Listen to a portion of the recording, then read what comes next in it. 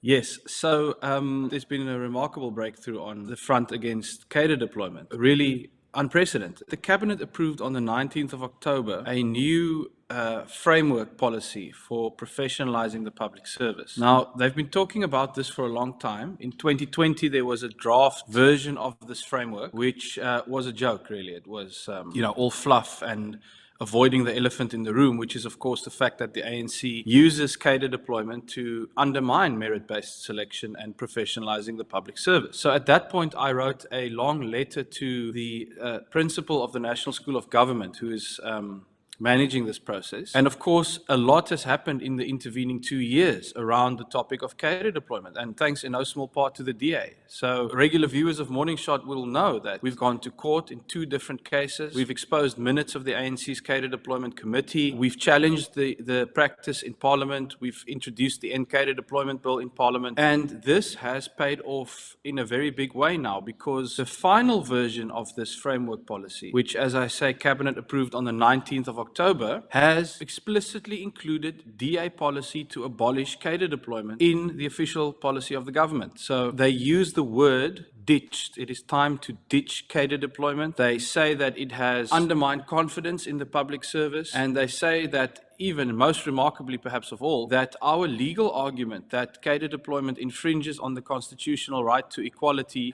has a point, and that it violates section 1973 of the Constitution, which says that no one can be advantaged or disadvantaged on the basis of political considerations. So the reality is that, unbelievable as it sounds, the DA's policy to ditch cadre deployment, in this document's own words, has now become the official policy of the South African government, adopted by Cabinet on the 19th of October. And if the government and the ANC thought that we were vocal up until this point, now they're going to see what happens as we force them to implement this. So, Leon, I think this is a huge step forward, especially since official cabinet policy is now ditching cadre deployment and approving what they call a merit-based recruitment and selection system. There's a few questions that dovetail from this. Number one, is a court case ongoing? Yes, that is exactly the first question, and the answer is an emphatic yes, because, of course, what we have here now is a policy change, but there's nothing that prevents the ANC from somehow changing the policy again, or there's nothing that prevents other parties, or even the ANC, from continuing to use cadre deployment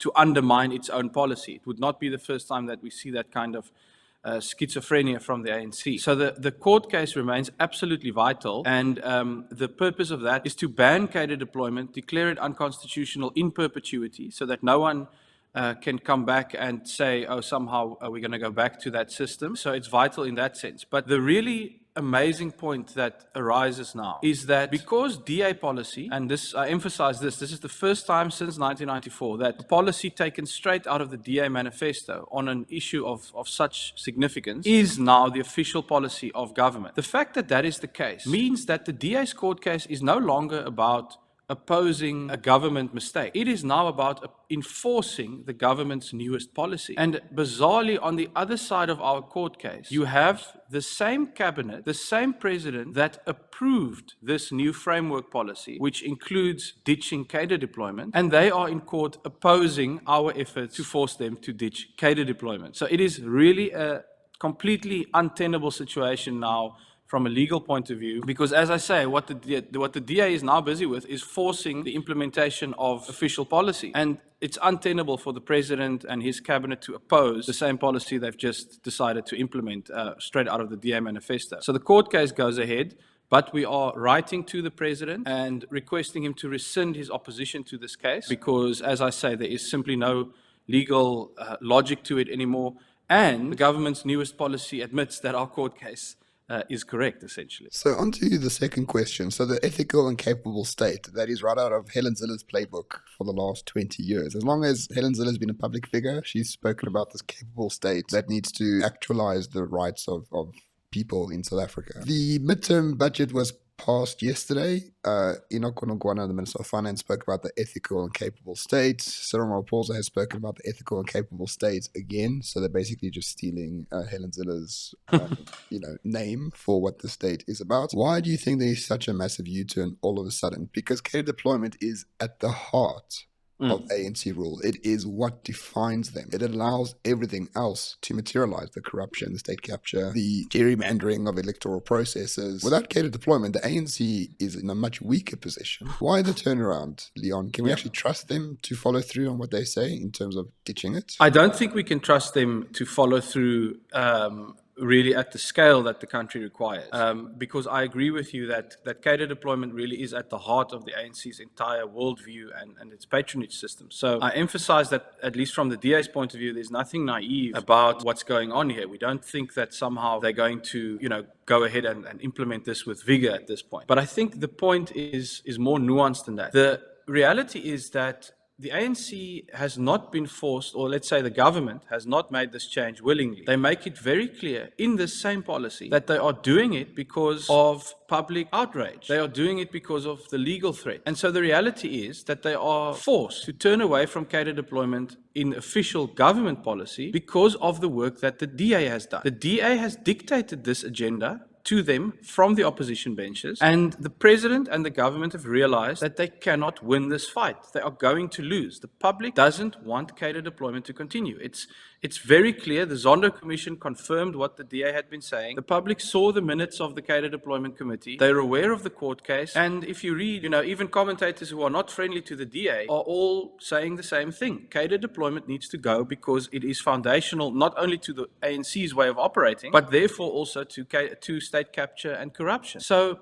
on the one hand, they've seen that they've lost this battle. Ramon, it's a very uncomfortable position for the ANC to be in. I cannot recall the ANC comprehensively losing an ideological battle like this ever since 1994. They've always tried to, tinker at the edges and make a couple of small concessions when reality hits them in the face. But in this particular case, as you say, a fundamental ideological tenet of the ANC has come under sustained attack from the official opposition and the public, and they are conceding. They know they can't win. On the other hand, is the tension around the fact that ideologically, of course, this is going to open up an enormous can of worms inside the ANC. And I think that that's why you're seeing this schizophrenic behavior that sees every senior ANC person, whether it's Gwede Mantashe, whether it's President Ramaphosa, whether it's the NEC itself, Ronald Lamola, all of these people continuing to passionately defend cadre deployment. The ANC making it clear they will not implement that particular recommendation from the Zondo report. Interestingly also, government not saying a word about this particular U-turn in this policy. They probably hoped that the DA wouldn't see it and that we'd just gloss over it. And of course the court case where the president continues to oppose us. So you have this incredible tension inside the ANC playing out in public in a way that we've never seen before. On the one hand, there's the ideological positioning and posturing. President clearly inside the ANC trying to show that he's fighting to protect cadre deployment. And on the other hand, in the government, there is a unequivocal recognition that cadre deployment cannot continue because the people will not stand for it. And so now we have to tilt the balance in favor of one of those two outcomes. And the DA will obviously be fighting very clearly on tilting it in favor of implementing this new policy. So just the last question on this. So I think you've been instrumental in trying to end cadre deployment for a while. It must be quite gratifying for you to see this. So I'm not doubting your hard work. But on the other hand, on this channel, we often say the ANC look very tired. Hurtful is the word we use often. They seem to not care too much about the future, and it all looks like they made their money and they just want to go retire. Do you think that this massive U-turn on cadre deployment is also an element of the ANC just not caring and understanding that they are out very soon? I think there might be an element of that, Ramon. I also get the sense that the president especially is very lackluster in the way that he goes about his business. The budget speech yesterday was lackluster. That's the only way I can describe it. I mean, here you have a minister of finance amidst the greatest cost of living crisis of at least our generation, not even mentioning that. I mean, it really is extraordinary. And as you say, really looks like just going through the motions. So I wonder, this is speculation, but I do wonder about the extent to which Cabinet, in approving this policy, actually understood what they were doing. Because as I say, this has not been in any of the official communication about this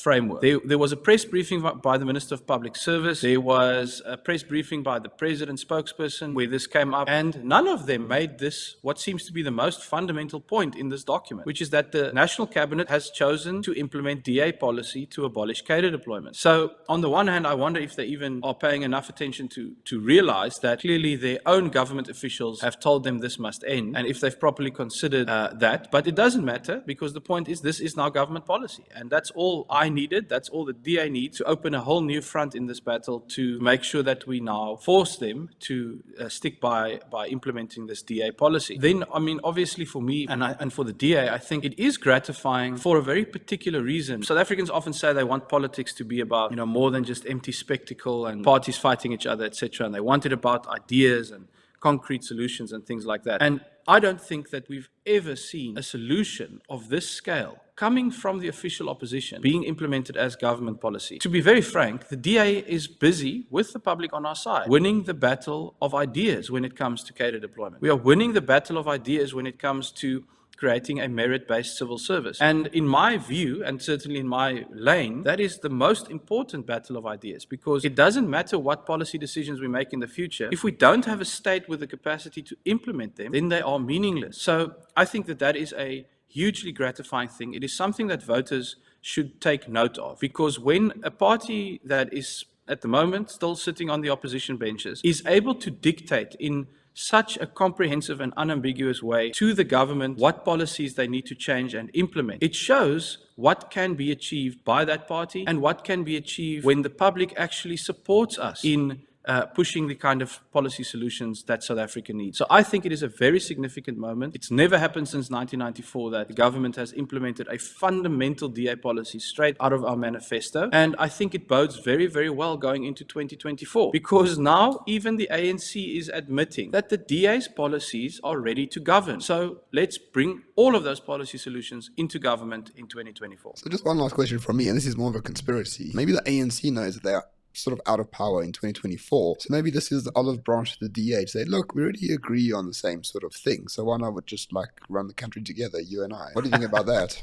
Maybe it's like 4D chess at the end of the day, not incompetence. I think that them having kind of given up is a far more likely scenario, Ramon, to be very honest, if you're giving me those two choices. So I don't think that it's in any way that strategic. I think it's more straightforward. They are taking a massive beating over the public's increasing awareness that cadre deployment is the fundamental cause of state capture and corruption, and that it is untenable for them to pretend to somehow be doing something about it while continuing to defend the very policy that's causing the problem. So certainly not an olive branch, more a token of submission. That's, I think, the reality. They have submitted and conceded that the DA has superior policy when it comes to governance issues, and that it is time to implement that, because we've not given them a choice. They have to now do it. This is not something that they're doing out of the goodwill of their heart. I don't think that there's any South African who will suspect that to be the cause. It is simply, and interestingly, it follows up also on what happened with the ministerial handbook, if I can just quickly mention that. Of course. Because it is simply a response to the reality that in both of these cases, with the ministerial handbook and now with cadre deployment, it is the DA setting the agenda. And most importantly, it is the DA that is bringing the majority of the public opinion with us. The ANC has been reduced to a minority in the sense that they cannot win these public fights. They cannot win these public issues. They tried to defend the ministerial handbook, and within a matter of 3 weeks, the DA's exposition of these things, combined with the public pressure, forced them to backtrack. They have tried to defend cadre deployment for years now. Over time, we have just hollowed out their ability to do so, to the point where clearly the majority of public opinion is on the DA side when it comes to this particular issue. And I think that this indication of issue by issue, majority public opinion switching away from the ANC and aligning with what the DA's offer is, that is where I think the thing to watch is going forward. No, very good. I mean, it's Monumentous Day, Leon, and I think you've been extremely instrumental in making this happen. Of course, we'll just ask you to keep the pressure on and make sure that this ditching of cadre deployment actually does happen in a material sense. Some people might feel that it's far too late now. South Africa is dead and finished in the water, and we should just break up into independent states. But those people are crazy, myself included. Ramon, thank you very much for your coverage of this issue as well, going back over the years. Because as much as the DA's work, I think, has been absolutely instrumental, it's been critical to get people to understand an issue which at first blush sounds very esoteric. What on earth is cadre deployment? But I think that this is really an important moment for the public and for the future. And just to emphasize on your last point there is absolutely no naivety on the side of the DA about how much work it's going to take to force the government to implement this. But the dam wall has now cracked, and now we just have to bring it down completely. Perfect. And thanks, Leon. I was just shedding the DA shill moniker, and now you just put it back up again. Thanks for nothing. At least I'll send you my banking details this time, all right? It's because you don't visit me when you're in Cape Town, Ramon. That's why. That's why I give you the tag back. Fair enough. Fair enough. Leon, thank you so much, and congratulations. Huge win for you. Thanks, Yeah, man. as we said, give up the pressure. Let's hope this care deployment ends once and for all, and then Absolutely. who knows what 2024 brings for us. Thanks for watching, Absolutely. everyone. If you want to follow Leon, everything is linked down below in the description. I'll see you all very, very soon. Bye-bye. Bye-bye.